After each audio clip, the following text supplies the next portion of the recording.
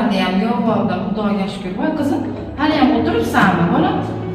Issiqqina choy damlab kelgin, bolam. Nima men damlayman? Choyda kelin ham bor, o'zi damlasin. Voy qizim, kelinlaring ko'chalarda shipiryapti. Ertamanda turib qiz bola choy damlaydi. Kelinasiga qarab o'tirmaydi bolam.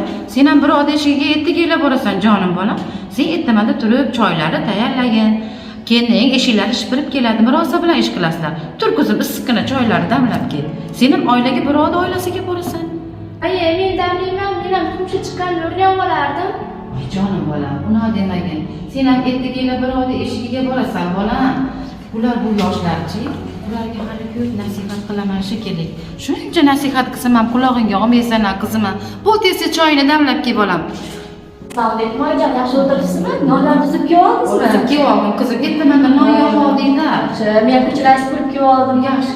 Choy damlab kelib kutib qoldingizmi ancha endi? Azizaxonga aytdim, choylar damlab kel dedim. Endi Azizaxonni ham ertaga uzatamiz, qizim.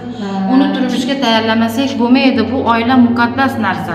Shuncha nasihat qilyapman bu nima qizimga ham. Hech quloqiga olgisi kelmaydi-da. Oyjon qiladi keyinchalik, biz ham qilyapmiz, mana sekin-sekin. Uyda qilgan boshqada, onanikida qilib o'rgangan boshqa ishga borganda gap eshitmaydi. Bizga rahmat olib beradi, qizim. Ha, yaxshi. Men choy damlab kelay bo'lmasa? Mayli, qizim, birgalikda choy damlab turinglar. Bo'pti.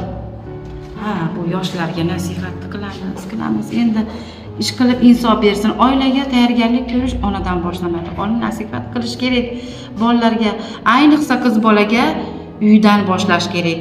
Turmushga tayyorlashni uydan boshlash kerak. Uyda qanaqa saramjon, sarishta bo'lsa, birovning eshigiga borganda ham shu eshikni gullatib, yashnatib, chiroyli qilib o'tirsa, otangga rahmat, onangga rahmat qizim degan gaplarni eshitamiz. Ish qilib yoshlarga insof bersin. Oilasi mustahkam bo'lsin, hech qachon ajrashishlar bo'lmasin. Hamma yoshlar qo'shgani bilan qo'sha qarisin.